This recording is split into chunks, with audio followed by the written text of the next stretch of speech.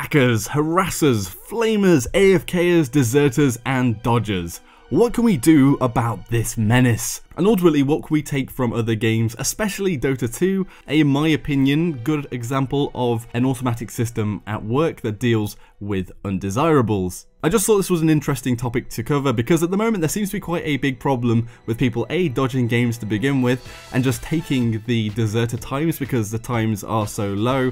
You basically just get 30 minutes to begin with and it doesn't go up that high, you don't get ridiculous deserter penalties, and people are just like, fuck it, I'm just going to take that deserter time and just go chill out and come back to the game. Now I personally haven't come across that many hackers in the game, although there definitely are some.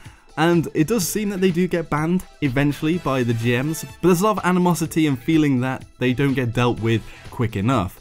And I think in most games there is some sort of automatic system in place that deals with the people that are ruining other players' experiences in a automatic and more immediate fashion. And the big one I wanted to talk about today was the low priority queue. So if you haven't heard of a low priority queue before, think about all those casual games you have packed full of toxic players, hackers, deserters, or whatever. Now fold that concept neatly into a personal hell dungeon. That pretty much sums up a low priority queue. I am just kidding, well partly.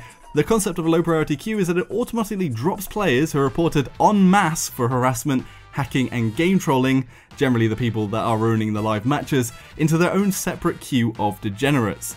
They then have to win a set amount of games, say 3 on the first offense, and to A, not leave a game early, B, get reported by the whole team again, or C, go AFK for example, or like before, don't leave before the game begins. If they do offend again, the games needed to leave this queue will keep stacking up. The system is seen and does work pretty well in Dota 2, and why do I think we need something like this? Well, firstly, it seems that the high-res team aren't equipped to manually go through all the reports and get to hackers and other game spoilers fast enough before lots of damage is done. There are lots of cases of hackers making it onto leaderboards and wreaking havoc before getting their steely taste of a banhammer. Now hacking pretty much plagues all games, and there are some similar tales to be shared, but with no automated system in place, it can seem forever before a human sits down and reviews a load of evidence that just rains justice upon them. Now a low priority queue is good because whilst being automated, if you weren't actually that bad and you play nicey, you can get out of the situation pretty easily. If you do deserve to be there or keep going back to it, it'll become more of a prison without even needing a formal ban. The queue could also cure the current problem with game dodging where someone leaves during the champion selection, sucks up the time ban not caring, so dropping them into this queue too with a lighter sentence perhaps. I mean I don't think that all of the reports should be equal. If you keep getting reported for hacking, then that's probably going to be more serious if you're reportedly reported for, say, game dodging. So normally the punishment in of itself is climbing out of this mode with longer waits for matches, perhaps having no sort of matchmaking at all, you just match with whoever, so it could be a complete shambles in the game, and not getting any rank for doing so. But in Paladins, because it's a free-to-play game, because you grind out currency, they could also make this queue give no XP or gold, which would be the real kick in the gonads for those offending players, and be a punishment for doing so. There are also some things that need to be done in the game to make this work.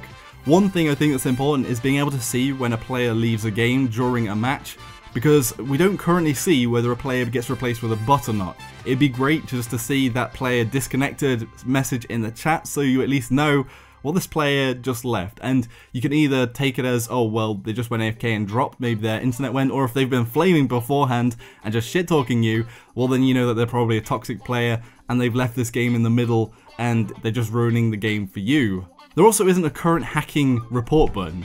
There's an other button, which just isn't good enough, which just needs replacing with a hacking button. I do want to stress that I think that the reports have to be en masse. Like, it can't be just a few reports from a game, because you get people that were playing against, say, Bugsy, one of the pro players that doesn't know who they are, then reports them because they say, oh, they're hacking on their Drogos, like they just had ridiculous aim, they never missed, and that would be a false report. Also, it'd be questionable whether there'd be enough people in this queue to make it work, because people that actually get put into this queue might be in there forever if there's nobody queuing at the same time they are, which is a problem because it's a smaller game.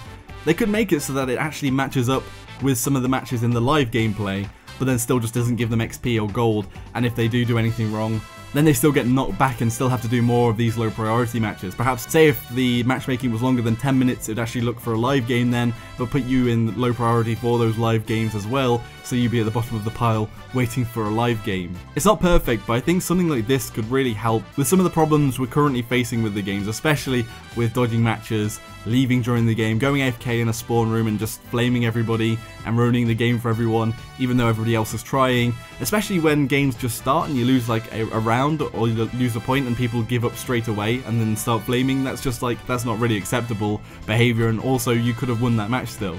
And the bottom line is, whilst these people are in the low priority queue, by the time that a high-res staff member has had a look at the cases that have been reported, they'll probably know that they are a hacker, or if they are a big griefer, or if they are a big problem in the game, that they'll be able to deal with them, and then perhaps in that space of time, they'll have been in the low priority queue and not been able to affect anybody else's live games, or if they do, they'll be in more low priority. Now the second thing that Dota 2 has recently done, which I think is interesting, I don't know whether I 100% am for the reasons why they've done it for Dota 2. So what they've actually done is they've made it so you have to have 3-step verification in the game. What this means is you have to have a mobile phone and a working mobile phone to access the rank mode. So you have to be able to receive a text and put in a code on your phone to have your account activated on ranked matches. The main reason in Dota 2 was to stop Smurfs and Smurf accounts. What a Smurf is it's somebody that's a high level that makes a new account to play against noobs again,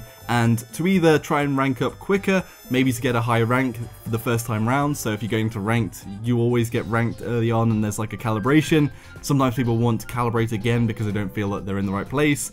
But sometimes also people just want to play against noobs again. I'm not sure how much of a problem Smurfs are in Paladins. I haven't been up against that many in my time playing, and if I have gone against them, then they're already ranked up pretty highly, so the matchmaking usually makes sense with them. What I think this could actually achieve, and one of the biggest problems with a free-to-play game, is that it's very easy just to make another account and come back again. If you have been hacking, you've been griefing, you're in a low priority queue, you want to get out of it, then all you have to do is create another Steam account and come back into the game. Sure, you'll lose all of your progress, but if you're a hacker, you're probably going to win 10 games pretty quickly and get back onto the leaderboards again just with a separate account. If you have to verify every time with a phone, maybe the first or second time might not affect you too much. Maybe you can get a friend's phone or a family member's phone.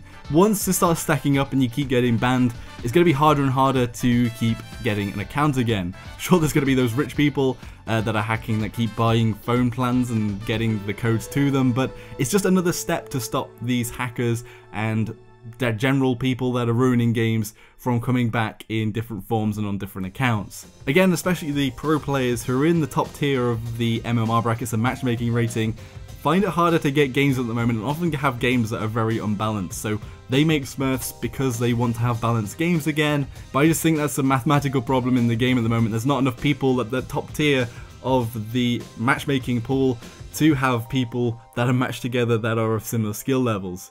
To be fair, Valve in general are pretty good at dealing with hackers, because in CSGO there's another tool which is called Overwatch, where players that are good members of the community, never been reported much, have played a lot of game, they're at a decent skill level, will watch reported games and basically act like the moderators and vote on whether or not that game has a hacker in it whilst watching the play. That's a great idea too, but I don't think that's very easy to implement and probably wouldn't be implemented into Paladins.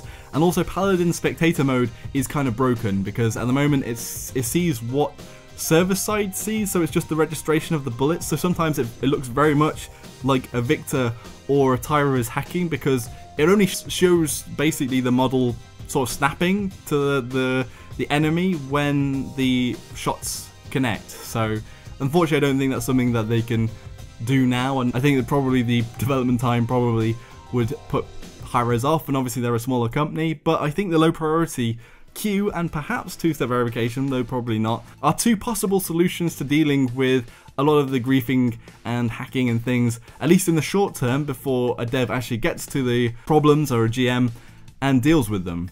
Anyway, what does everybody else think about all of the things I've talked about today? Be sure to let me know in the comments section below. Do you think that it'd be a good idea? Do you think that'd be too hard to implement? Do you think it'd have too many negative side effects, especially for the false positives and people getting into those queues when they didn't deserve to, or even the people that do lighter things like the game dodging getting put into those queues? Be sure to let me know in the comments section below. If you enjoyed the video, be sure to hit that like button, subscribe for more of my content, and I'll see you all next time.